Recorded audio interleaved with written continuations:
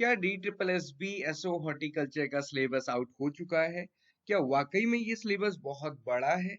क्या इसमें zoology, botany, agriculture, horticulture सब कुछ इंक्लूड कर दिया है? ये सारे क्वेश्चन हैं जो आजकल आपके माइंड में आ रहे हैं, और उसका पीछे का रीजन है सिलेबस। अब वो सिलेबस क्या है और क्या ये वाकई में सही सिलेबस है, अपनी आज की इस वीडियो में समझेंगे।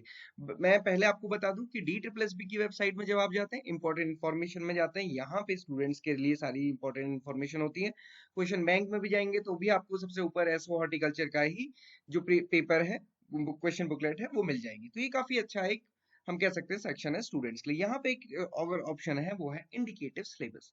इंडिकेटिव सिलेबस में आप देखेंगे यहाँ पे इन्होंने ये डाउनलोड या फिर अपलोड का ऑप्शन दिया। बेसिकली इन्होंने अपलोड किया और डाउनलोड का ऑप्शन हमें दिया, और उसके साथ ही साथ बहुत बड़ा डाउट क्रिएट हो गया। और वो सिलेबस क्या है? Indicative syllabus of work assistant horticulture in DSIIDC। अभी DSIIDC क्या है और क्या यही syllabus D triple S B में होना है, ये एक बहुत बड़ी शंका बन चुकी है। बट इससे पहले मैं आपको एक बार बता दूं कि ये वर्क असिस्टेंट हॉर्टिकल्चर DSIIDC होता क्या है। तो एक नोटिफिकेशन के अकॉर्डिंग देखेंगे, जो काफी पुराना नोटिफिकेशन है, उसमें आप देखेंगे ये असिस्टेंट डायरेक्टर हॉर्टिकल्चर की पोजीशंस आई थी। और उसके साथ साथ नीचे आप देखेंगे सेक्शन ऑफिसर हॉर्टिकल्चर की पोजीशन थी, दो ही पोजीशन थी। ओके। और उसके साथ साथ यहाँ पे वो पोजीशंस थी वर्क असिस्टेंट हॉर्टिकल्चर की। यहाँ पे 4 वैकेंसीज थी। क्लासिफिकेशन देखिए, ग्रुप सी में है, लेवल 4 है, 5200 20,200 का पे ग्रेड है, और एज 18 to 27 है। हम कह सकते हैं काफी सारी चीजें सिमिलर हैं। बट यहाँ पे एजुकेशनल क्वालिफिकेशंस देखिए, senior secondary 12th from any recognised board institute with botany as a subject, बस, और कुछ भी नहीं। और साथ ही साथ यहाँ पे एक्सपीरियंस जैसा 2 ईयर का एक्सपीरियंस होना चाहिए, एक्सपीरियंस इन हॉर्टिकल्चर। और उसके साथ साथ डिजायरेबल में था कि डिग्री इन एग्रीकल्चर और in botany from a recognised university. और उसके साथ साथ यहाँ पे कुछ कंडीशंस दी हुई थी। इसके साथ यहाँ पे देखेंगे पीरियड ऑफ प्रोबेशन यहाँ पे दिया था, मेथड ऑफ रिक्रूटमेंट है, कैसी रिक्रूटमेंट रहेगी और क्या होने वाला है। बट ओवरऑल आपको यहाँ से जो बात समझ आती है, यहाँ पे इन्होंने बहुत कुछ क्लियर नहीं किया था क्वालिफिकेशन में। Senior secondary 12th from any university लिख दिया था, बस, दैट्स ऑल। सो यहाँ पे आप देखेंगे इसके अकॉर्डिंग जो सिलेबस दिया गया था, या फिर इस पेपर के लिए जो सिलेबस दिया था, वो अभी डी ट्रिपल एस बी ने अपलोड कर दिया है। और ये है indicative syllabus of work assistant horticulture in DSIIDC। अब अगर आप इस सिलेबस को देखें, तो हालांकि ये सिलेबस तो नॉर्मल है, बट क्योंकि ये बहुत सारे पेजेस में, 7 पेजेस में दिया गया, इसलिए हमें इसको देख के ही डर लग रही है। अब ये सेम या फिर सिमिलर क्यों है? क्योंकि आप जितने भी एग्रीकल्चर एग्जामिनेशंस देखेंगे, तो जितने भी एग्रीकल्चर एग्जामिनेशंस होते हैं उसमें यही सिलेबस रहता है। बस इन्होंने क्या किया है, एक इंडिविजुअल टॉपिक को भी सब टॉपिक्स यहाँ पे मेंशन किए हैं। सबसे पहले समरी दी है, ड्यूटीज, रोल्स एंड रिस्पॉन्सिबिलिटीज क्या है, ये दिया है। और सिलेबस की बात करें तो यहाँ पे देखिए, इंट्रोडक्शन ऑफ बायोलॉजी से इन्होंने स्टार्ट किया है, साइटोलॉजी का पूरा पार्ट यहाँ पे दिया हुआ है। अब देखिए, अदरवाइज आप देखेंगे ना, बॉटनी लिख दिया जाता है, सेल एंड सेल डिवीजन लिख दिया जाता है, इन्होंने सब कुछ दिया है। हिस्टोलॉजी, रूट, स्टेम, लीफ, सारी ही चीजें दी हैं। प्लांट फिजियोलॉजी पूरा है, केमिकल फिजियोलॉजी उसको फर्दर डिवाइड किया है, ट्रांसपिरेशन, कार्बन एसिमिलेशन, मतलब जो रेस्पिरेशन, ये सारी चीजें थी, टॉपिक सब टॉपिक, और उसको भी थोड़ा डिटेल में लिख दिया गया है। ओके। क्लासिफिकेशन ऑफ प्लांट्स है, टेक्सोनॉमी है, microbiology, viruses, kingdom, cyanophyte, microphyta, micro animals, agronomy. फिर ये पूरा एक पार्ट है। आप देखेंगे यहाँ पे इन्होंने 3 पार्ट में डिवाइड किया था। पहले तो रोल क्या है, दूसरा इसमें बायोलॉजी का क्या पार्ट होने वाला है, इंट्रोडक्शन टू बायोलॉजी, और फिर उसके बाद है यहाँ पे agronomy, ordinary crops and soil.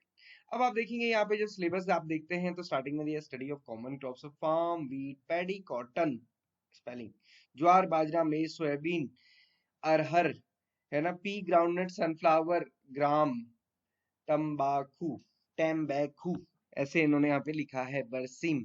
तो यहाँ पे आप देखेंगे काफी सारी चीजें वैसे लिखी हुई हैं जो जनरली एग्रीकल्चर स्टूडेंट को नहीं देखने में मिलेंगी, या हमें लगेंगी तो गलत मेंशन की हुई है। बट ओवरऑल अगर आप देखें तो सिंपल से इकोनॉमी है, देन यहाँ पे सॉइल साइंस है, यहाँ पे फर्टिलाइजर वाली चीजें हैं, देन लैंड यूज पैटर्न है, इरिगेशन है, मेथड ऑफ इरिगेशन है, मेजरमेंट ऑफ इरिगेशन वाटर है, okay, drainage, then vegetable and fruit promotion, तो यहाँ पे हॉर्टिकल्चर का पार्ट में और स्पेसिफिकली वेजिटेबल्स का पार्ट यहाँ पे दिया है। देन क्रॉपिंग सिस्टम दिया, crop ecology, seed technology, weed, saline alkaline soil, farm management, ये हम कह सकते हैं कि फार्म मैनेजमेंट को यहाँ पे डिफाइन कर दिया है पहली बार किसी एग्जामिनेशन में। Insecticide, plant protection, integrated pest management है, प्लांट पैथोलॉजी है, chemical use in disease control है, plant diseases, enzyme, growth hormone, horticulture introduction, मतलब जितना हमने ग्रेजुएशन में पढ़ा होता है वो यहाँ पे सब कुछ लिया है, बस उसको बहुत ब्रेक डाउन करके, बहुत ज्यादा ब्रेक डाउन करके यहाँ पे दिया है।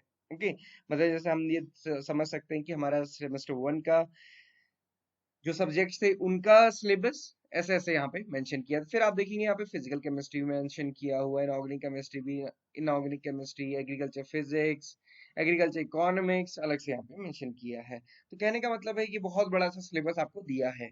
बट अगेन मैंने आपको ये स्टार्टिंग में ही बताया कि ये किसके लिए है, वर्क असिस्टेंट हॉर्टिकल्चर DSII/DC के लिए। वहां पे जो एलिजिबिलिटी है वो थोड़ी सी डिफरेंट है, यहाँ पे जो एलिजिबिलिटी है डिफरेंट है। इससे हम कह सकते हैं कि यहाँ पे जो केमिस्ट्री वाला इतना ज्यादा पार्ट दिया है ना, ये कम हो सकता है।